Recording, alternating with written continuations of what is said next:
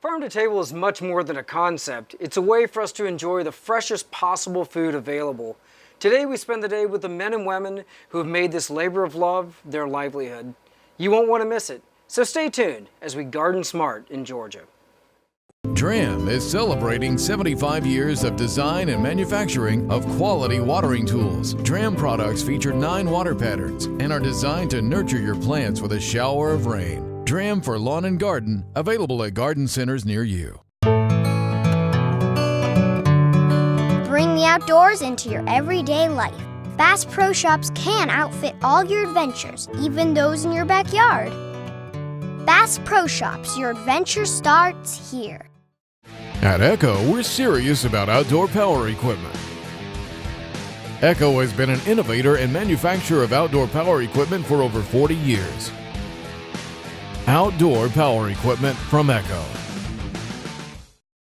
Hey there, little Red Riding Hood. You sure are looking good.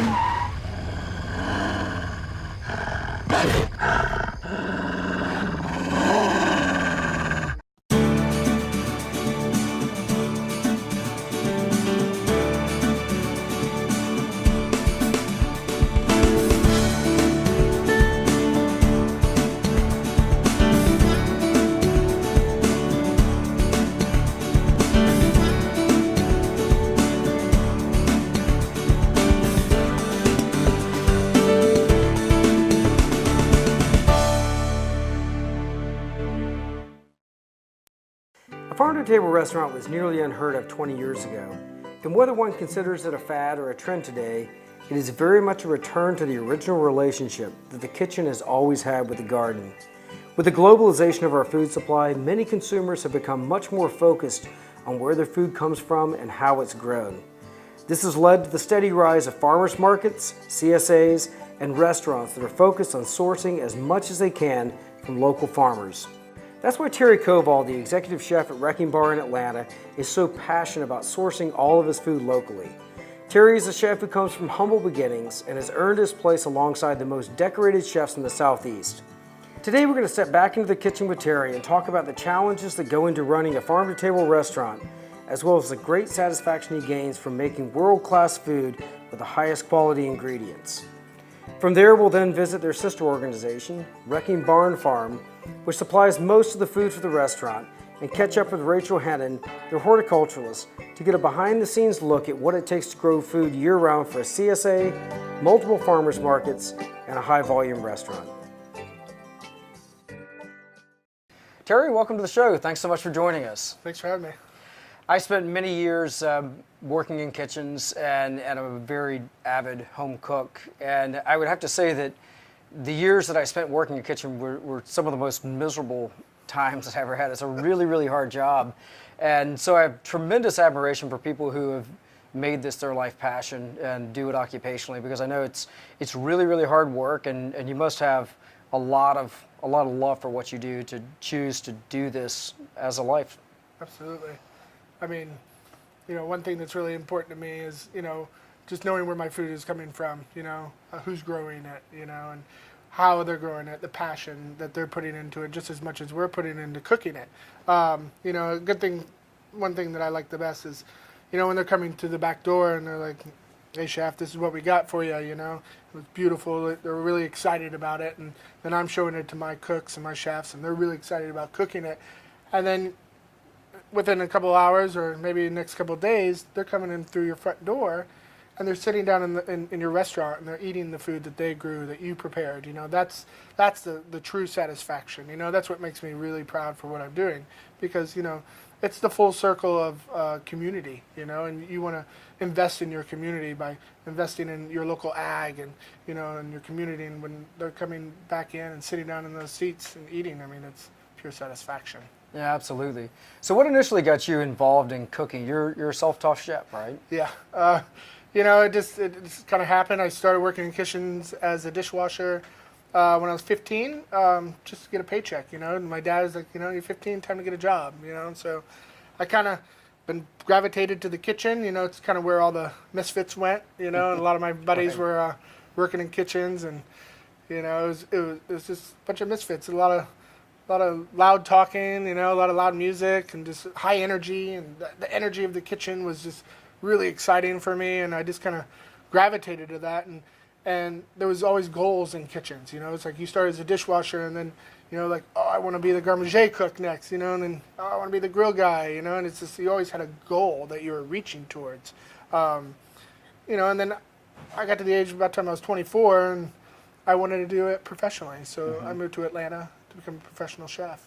Let's talk about your food aesthetics some. I know every chef that I talk to, and many of my best friends are chefs, they have ingredients they love working with, and they have certain types of cooking that they enjoy doing. What excites you about food? The day to day, we really work off the cuff. It's like whatever's available, what's being harvested that week. That's really exciting.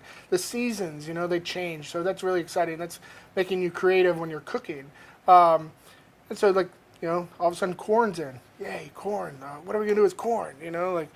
It's just getting really excited. We print our menu every day. And we give the cooks a lot of creativity, and they thrive on that, and they feed off each other on that. And when I see cooks like, hey chef, let's do this and then let's do that, that excites me. It's like they're growing, I'm growing, we're all learning, we're all in a really positive environment, and we're being creative, and that's what excites me. Is really fresh food that's being harvested that week. And as far as ingredients, we really don't have any limits. It's like we might do, some South African flair, or we might do some Mediterranean food, or we might do some Vietnamese type food. It's like it's whatever we're kind of feeling for the week. Well, I know you're most at home in the kitchen. Let's go cook. Right, perfect. Terry, what are we cooking today? All right, we're gonna do a little tongue-in-cheek. It's one of our dishes on our menu that seems to not be able to take off because everybody seems to enjoy it so much. Yeah, great. So what ingredients are we working with? So we're going to do a little beef cheek and then a little beef tongue. So the beef cheek, we kind of slow braise it a little bit. We have a little bit right here. This is a nice, lovely cheek that we braise in some local chilies, some garlic, and a little stock. It smells great. And then we have a little tomato gravy here. This is one way to kind of, or you get a lot of seconds of tomatoes, it's a good way to kind of utilize those seconds, and when I mean seconds, I mean the product that most people don't want coming in the back of their door. They don't look as pretty and all that. Right. But instead of wasting them and throwing them into compost or throwing them to the hogs, you kind of puree them and you make a nice little sauce out of it. So it's a tomato gravy for this dish. And then we have the beef tongue, and we're going to make like a little ragu with that. Excellent. All right, so we're going to add a little butter, a little garlic, some fresh shallots. We're gonna get that thing going. Yeah, we're gonna let that butter melt and get that garlic and those shallots toasted before we throw in our vegetables that came in this week. Bringing vegetables in fresh from the farm, outside of just the fact that they taste so much better, there are huge health implications too with buying vegetables that we know were raised right down the road. Also the nutritional quality, because they haven't been on an airplane for 2 days or picked green and then gassed. There's so many advantages. Absolutely. They're not sprayed, with pesticides. They're grown with nutrients and soil. And when you're buying local produce like that from local folks, you're reinvesting back into the soil, because the soil is what's giving the nutrients to the vegetables. Right. And if you have good soil that you're growing food with, you're going to get more nutrients out of your food. Right. Yeah, and that's a wonderful component of composting as well. I know that there's a lot of the things that come out of the restaurant also go back into the soil over there via composting. That way you're reintroducing so many of the micronutrients that a plant needs to actually be healthy, instead of just the nitrogen, potassium, phosphorus, synthetic fertilizers that are typically used in modern agriculture. Yeah. If you don't give the plant the adequate calcium, magnesium, of course it doesn't pass through the vegetable onto the plate. Right. I find it very important, one, when you're purchasing, food that is grown locally, and seasonally, you're helping, fix a food system that has been broken. It's all, you're growing from folks that are investing in soil. They're investing in time and they're investing in growing food and having full circle, instead of buying foods that have been processed. I mean, all our foods, you go in the grocery store, everything is processed for us. They've made our food system has made it easy for us to cook at home and to eat. They've taken out all the nutrients. They've taken out all the fun in cooking. And it's reinvesting and fixing a broken food system. So you just added a bunch of okra, and is that some squash you're cooking so in there this is some okra from the farm that we got this past Monday. The fun thing about this dish is we can kind of change with it as the seasons move on or the weeks move on. What's harvested, like in the wintertime, this dish might have a potato puree, with some kale or collard greens. Well, now we have some fresh vegetables. We got some okra that was harvested this past Monday. We're just going to saute that just a little bit, and then we're going to add some of our beef tongue right here. Nice. So Terry, what's coming up next? We're towards the end of summer now, and you're going to start seeing some of the cooler season crops coming on board. What do you guys have coming down the chute? Potatoes, sweet potatoes. At the farm, there's a beautiful field of sweet potatoes. All the leaves are looking really great. You can actually bend down, eat a leaf, and it's really tasty. You can do sauteed sweet potato greens. Potatoes are coming around. Then you're gonna start getting a lot of the kale, collard greens. Yeah, a lot of exciting stuff. It's really great to kind of cook through the seasons. So now we're gonna add some cherry tomatoes as well. We're gonna keep these raw, to kind of give it a nice little pop in the dish. It looks beautiful. And then a little of that juice in there to kind of have a little acidity. That's great. It's just visually too. It's so colorful and vivid. You want it bright. You want a lot of flavors. You want acidity. You want crunch. You want umami. And we just try to achieve all that with this dish. And keep it fun. And one of the things that we enjoy about this dish is also utilizing cuts that don't get utilized. You have beef cheek, you have tongue. These aren't your typical items on your typical menu or in your grocery store. But it is our way to kind of showcase a piece of the animal that doesn't get utilized, and it can be delicious. And it's being sustainable by purchasing this from your farmer, because every cow has a cheek, every cow has a tongue. What happens if they're not selling those items? They're not going to let it get thrown out, or that's not really sustainable for the farmer, Right. We get all our beef and tongue from White Oak Pastures in Bluffton, Georgia. They take a lot of passion into growing their animals. From birth to slaughter, all the care is taken into that animal, and I respect everything that they do with that. They do it, humanely. So what's the preparation on the tongue? Is that braised before it goes in? So we pickle it for a week. Okay. We do kind of like a pastrami pickle, and then we smoke it in our smoker for about 9 hours. Wow. After that, we let it rest, and then we just do a nice little dice on it. So yeah, that's ready to go. We have our tomato puree right here. We're just going to kind of put that down. So Terry, how do you work with the farm in putting together, planning the vegetables that you're going to grow? Is it an annual or semi-annual meeting that you have with the growers?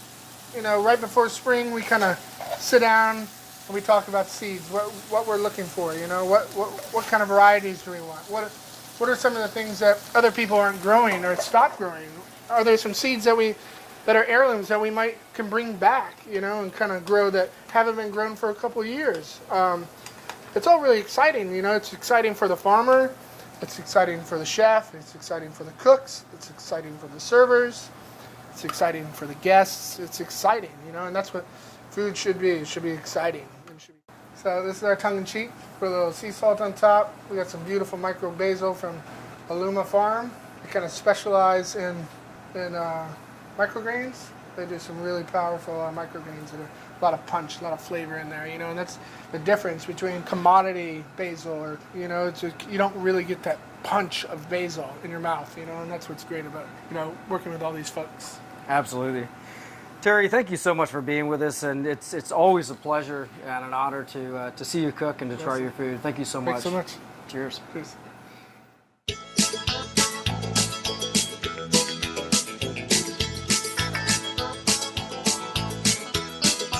Rachel, you have the enviable job of growing the food for not only Wrecking Bar, but also for the CSA that you support, and it's got to be an amazing job. How did you get involved in horticulture? What sparked your interest? It was purely a whim. I had a friend who had started gardening and working for a farmer in Atlanta, and I came to visit. It was his birthday, and he was like, hey, I don't have the day off. Why don't you come work on this farm with us? And so I came out, volunteered, and just fell in love with it immediately, and couldn't kind of shake that urge to get back outside. One job after the other after that. That's awesome. You've had the bug ever since. Yes. That's great. So I know things are ever changing here. What do your responsibilities look like? What's a typical day in the life of Rachel? Oh Lord. So a little bit of everything. Planning crop rotation, schedules for seeding, when stuff needs to be seeded in the greenhouse, when it needs to be put in the ground, and on the other end of that, when it needs to be out of the ground and cover crops in, to start thinking about the next crop that's going to go in after that. We also do planting, harvesting, marketing is a whole other thing. The list goes on. Wow. Well, put us to work. Let's get started. Let's do it.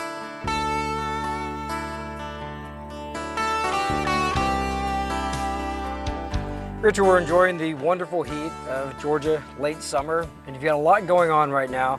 Let's talk about the summer vegetables and the ones that you're growing. You've got a number of unusual plants that you're working with, or vegetables we don't see all the time. What have you grown this year? Summer is the time of fruiting things. So right now we have okra, peppers, eggplant. We just finished with our tomatoes. They didn't love the heat and the water as much as some of the other things. Cucumbers, squash. We also had some fall squash. It's actually grown at the same time. We plant it, seed it, and plant it at the same time as summer squash. A couple of varieties of corn. The corn itself didn't do super great, but our second round of corn is doing super right now. And so these are items that Chef mentioned that he particularly wanted to work with, and right. Then you guys planted them? Right. He kind of has a wish list, and then I have a wish list of my own, and meet in the middle. Yeah, I love this purple okra. Just exploring what exists in the world of vegetables and how much fun we can have just going through a seed catalog, picking out what seems exciting. And I guess for you as a gardener, as a horticulturalist, you learn a lot about what works in your area and what doesn't, right? Oh yeah, absolutely. Sometimes the pretty stuff in the seed catalog doesn't quite work for Georgia, but sometimes it does, which is exciting. Are there any in particular that you would recommend to the home gardener that maybe has a little more of a challenging site? They don't have a big farm with irrigation. What are some of the summer vegetables that you've been really, really happy with? I think for a home gardener, I would go with something that's super duper productive that you can consistently get lots of good fruit off of. Sun Gold tomatoes, they're a hit for a reason because they're super dependable and really flavorful and keep producing, very prolific. Okra, it produces for a long time, and it's kind of hard to kill unless you have lots of deer around, which we do. But for the most part, right. you put it in the ground and it kind of does its thing. You do have to pick it quite frequently, but you get a fair amount of bang for your buck. So everything here is organic, and so you're not working with any synthetic fertilizers, no chemicals.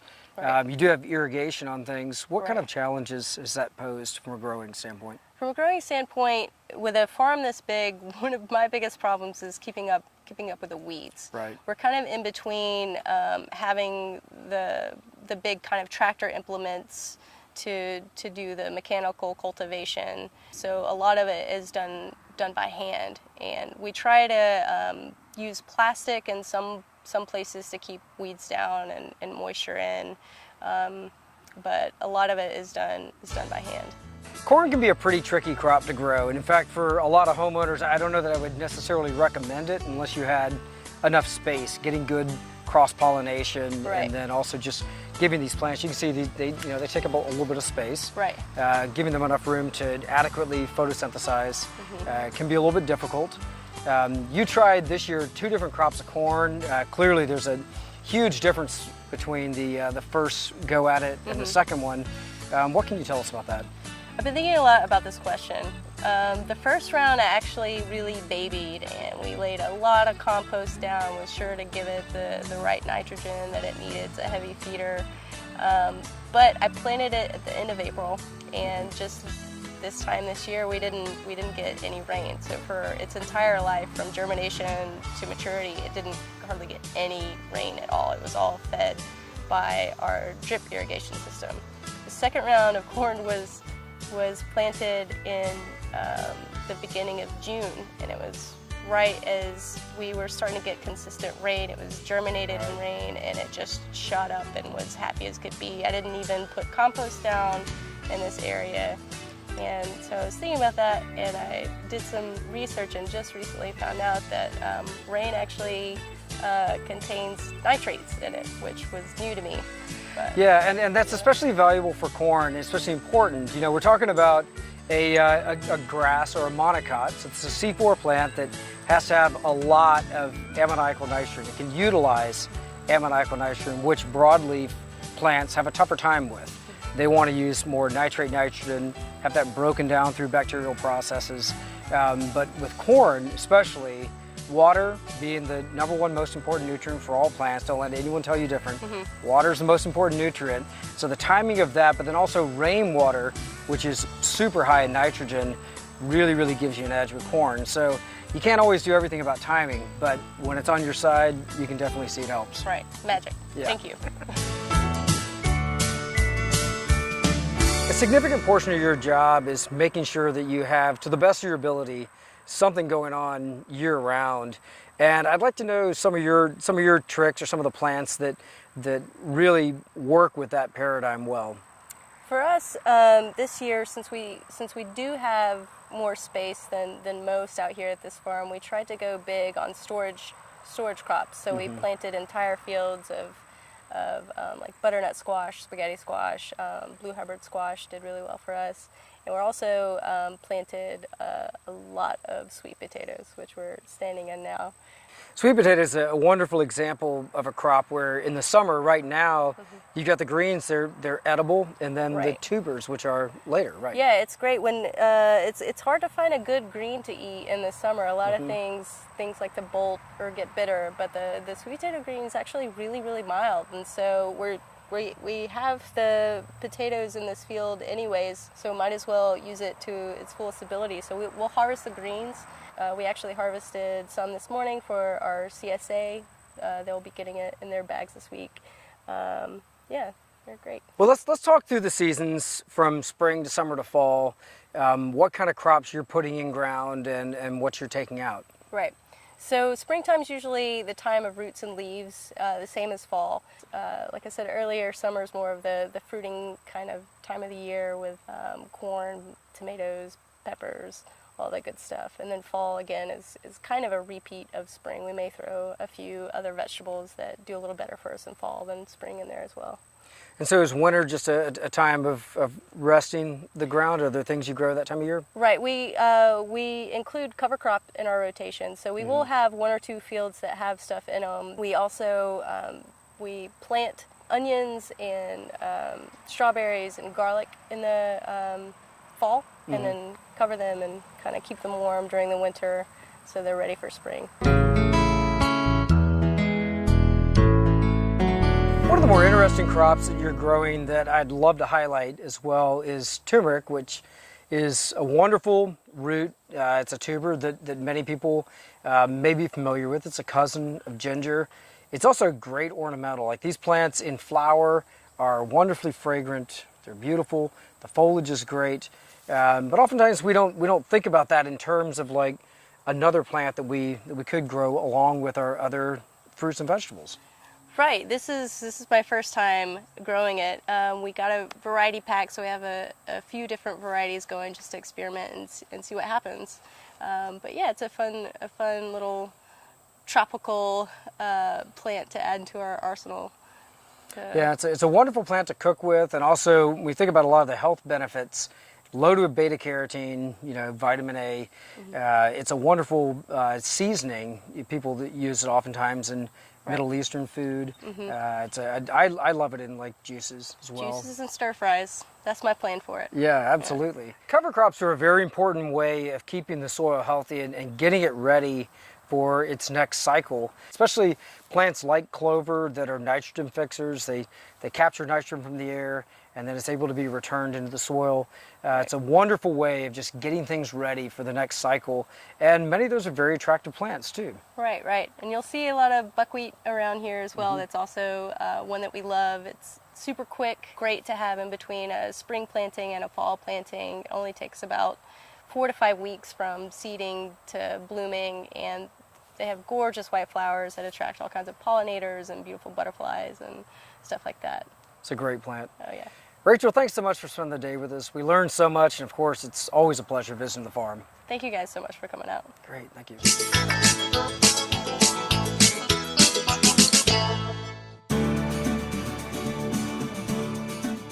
Each week we travel the country north to south, east to west, visiting some of the most exciting gardens, as well as talking to industry horticulturalists about design principles, new plants, and also how you can be most successful with your home gardens. We also love answering your gardening questions, so visit us on the web at GardenSMART.com. DRAM is celebrating 75 years of design and manufacturing of quality watering tools. DRAM products feature 9 water patterns and are designed to nurture your plants with a shower of rain. DRAM for lawn and garden, available at garden centers near you. Bring the outdoors into your everyday life. Bass Pro Shops can outfit all your adventures, even those in your backyard. Bass Pro Shops, your adventure starts here. At Echo, we're serious about outdoor power equipment. Echo has been an innovator and manufacturer of outdoor power equipment for over 40 years. Outdoor power equipment from Echo. Hey there, little red riding hood. You sure are looking good.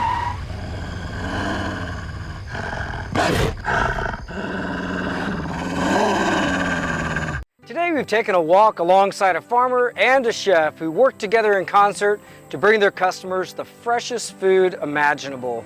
We've also picked up some great tips on how we can be more successful growing vegetables at home. If you have questions about anything you've seen today, visit us on the web at GardenSMART.com. You can also find us on Facebook as well as Instagram. And remember, even if you're a master gardener, there's always more to learn. So join us next week for more great gardening tips and ideas as we garden smart.